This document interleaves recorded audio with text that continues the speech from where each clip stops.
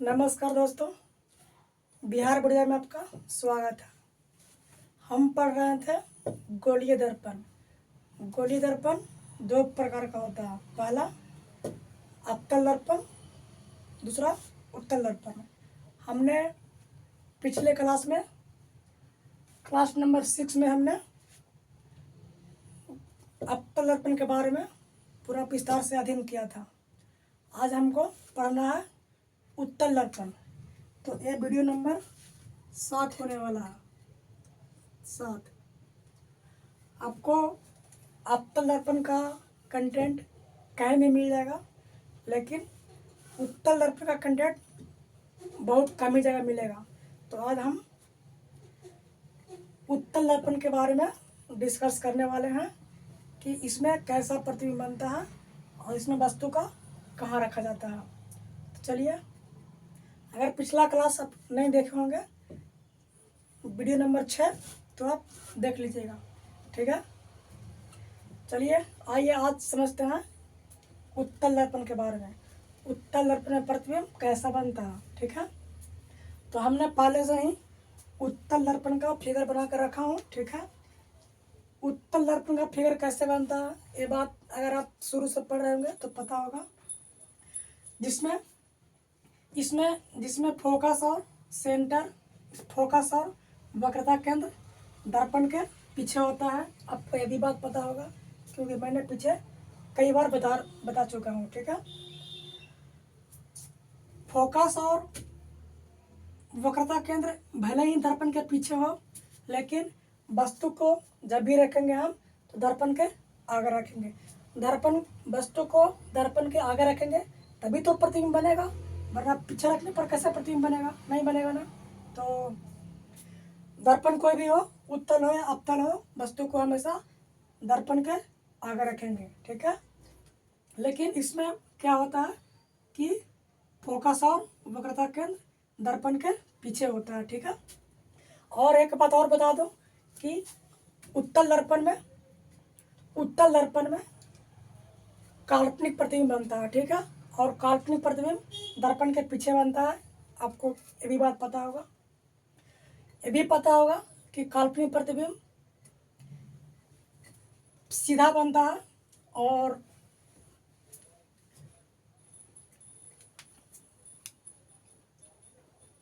वस्तु से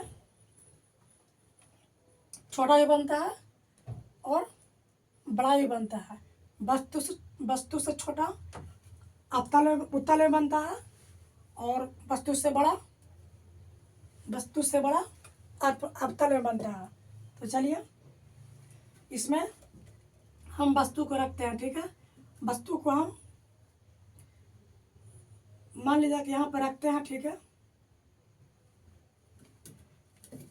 तो इसमें मुख्य अक्ष के समांतर किरण ले जाएंगे, बिल्कुल।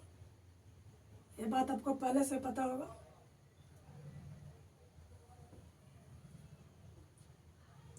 कि जब वस्तु को हम मुख्य अक्ष के समांतर ले जाते हैं तो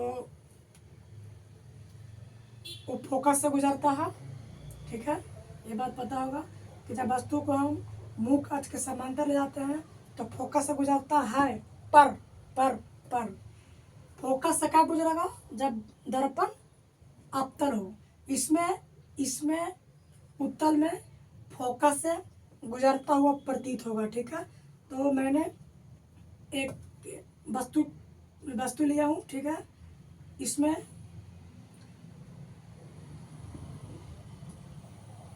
मुख्य अक्ष के समांतर मैं किरण खींचाऊँ जो दर्पण से परावर्तन के बाद कुछ ऐसे निकल जाएगा, ठीक है। लेकिन यह जो परावर्तित किरण कुछ ऐसा प्रतीत होगा कि फोकस से निकल रहा है, ठीक है। अगला किरण लूंगा जो हम वक्रता केंद्र के लंबवत डालेंगे, ठीक है। लेकिन वक्रता केंद्र के लंबवत डालेंगे, पर यहाँ पर दर्पण है, ठीक है। किरण इस यहाँ के बाद किरण पार नहीं होगा, लेकिन ऐसा लगेगा परिवर्तन के बाद कि किरण यहाँ से आ रहा है। चलिए, ठीक, हमको इसके सीधा में एक लाइन ड्रॉ करना होगा, जैसे मैं दिखा रहा हूँ आप लोग का, कुछ ऐसे ऐसे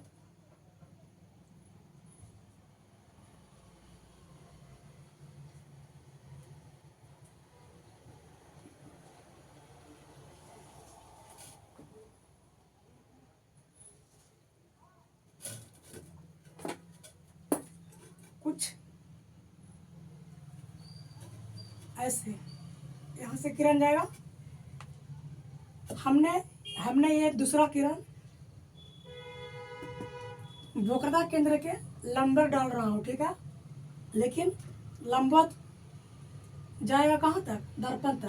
दर्पण के बाद जाएगा नहीं, ठीक है, पुनः यहाँ से जाएगा ऐसे, दर्पण से टकराने के बाद पुनः वापस लौट जाएगा, लेकिन ऐसा लगेगा कि मतलब फोकस यहाँ ये वक्रता केंद्र से आ रहा है, ठीक है। तो आप देख सकते हैं दोनों लाइनें यहाँ पर मैच कर रहा है, तो प्रतिबिंब हमारा यहाँ बनेगा, ठीक है, जो कि सीधा बनेगा। काल्पनिक प्रतिबिंब हमेशा सीधा बनता है और वास्तविक प्रतिबिंब हमेशा उल्टा बनता है। वास्तविक प्रतिबिंब हमेशा दर्पण के आगे बनता है और काल्पनिक प्रतिबिंब हमेशा दर्पण के पीछे बनता है। इन सारे बात मैंने कई बार बता चुका हूँ, ठीक है।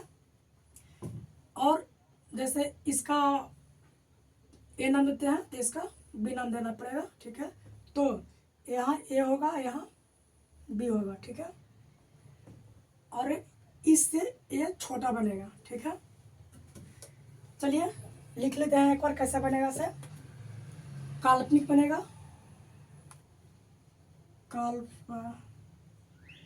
काल्पनिक बनेगा, ठीक है, काल्पनिक बनेगा और छोटा बनेगा। कैसे बनेगा?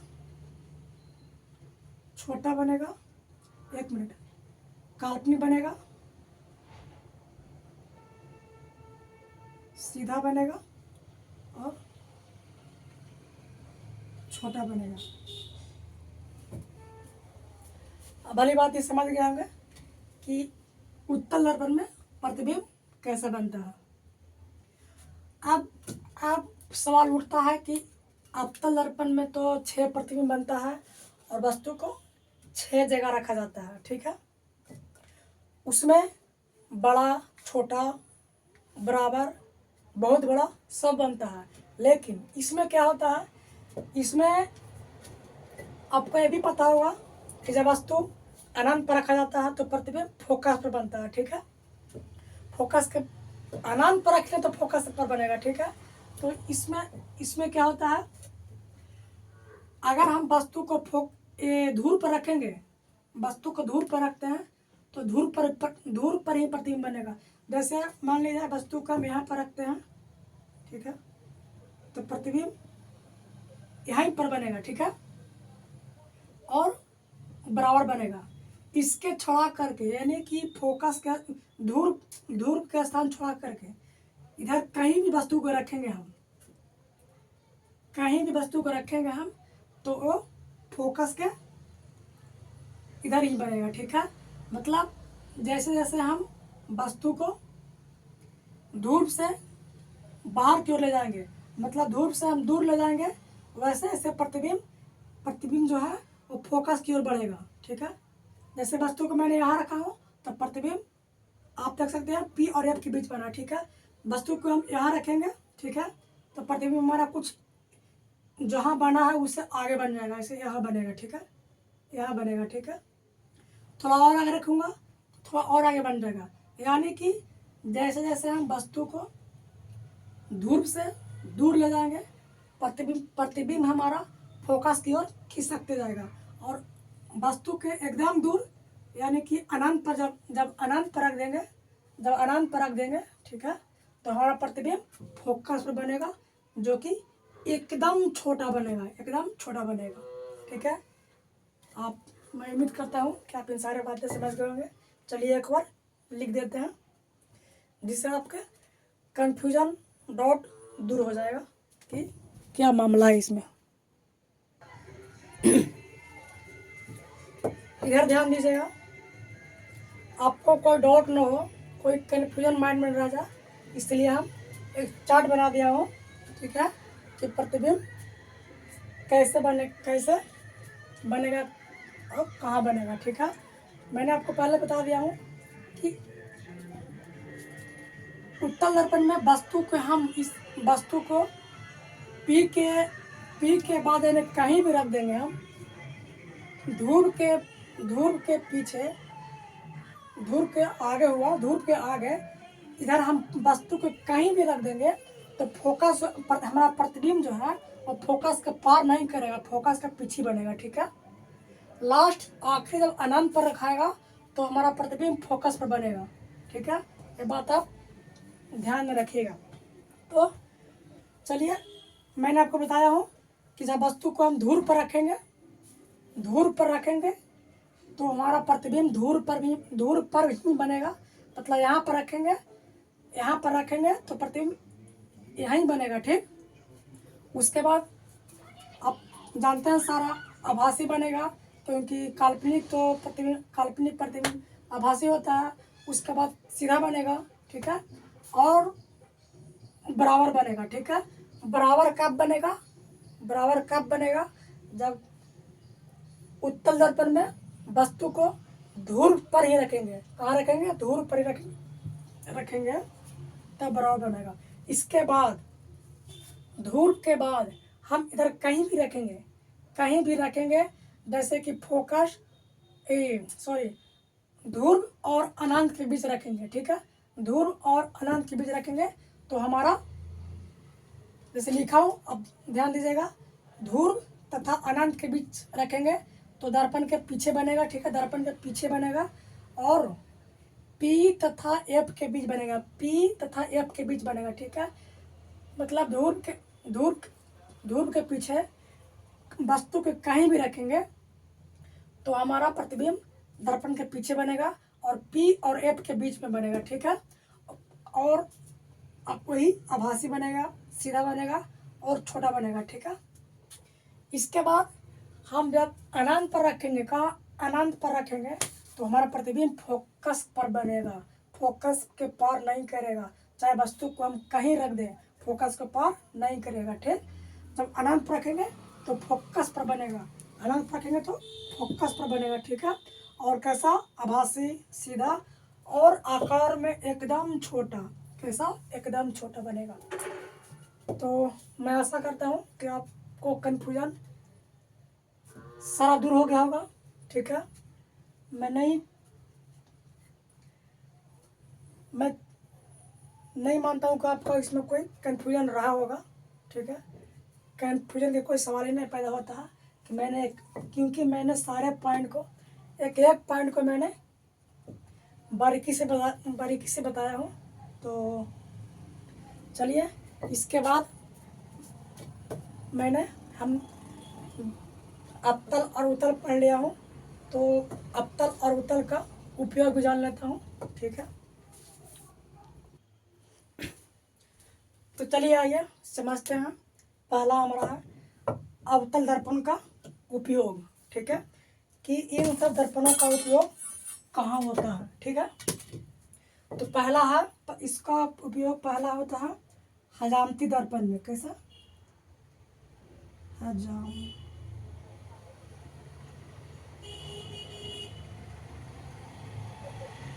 हजामती दर्पण में कैसा? आपको पता होगा कि अवतल दर्पण में जब वस्तु को हम ध्रुव के नज़दीक रखते हैं, ठीक है, यानी P और F के बीच रखते हैं तो प्रतिबिंब बड़ा बनता है और सीधा बनता है, ठीक है। तो हजामती दर्पण में प्रतिबिंब, हमारा चेहरा दर्पण के ऐसे रखते हैं, ठीक है, मतलब P और F के बीच रखते हैं तो हमारा प्रतिबिंब बड़ा बनता है और सीधा बनता है, ठीक है। इसीलिए हम हजामती दर्पण का उपयोग करते हैं, ठीक है। अवतल दर्पण में हजामती के लिए उपयोग करते हैं, ठीक है। इसके बाद दूसरा है टॉर्च में।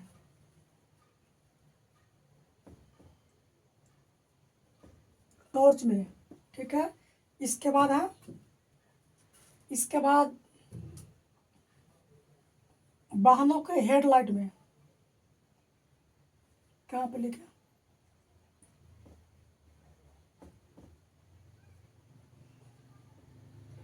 वाहनों के